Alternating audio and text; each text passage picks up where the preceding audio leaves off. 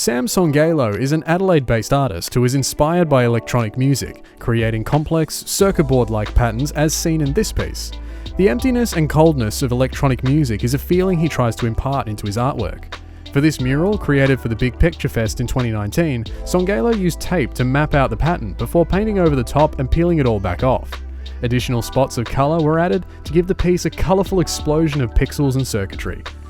Songailo sees most of the work he does as part of the same project, not really choosing a distinct theme for each wall he paints.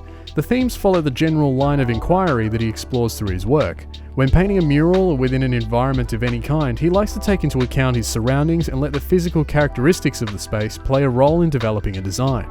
The work is integrated into its surroundings and feels a part of its environment.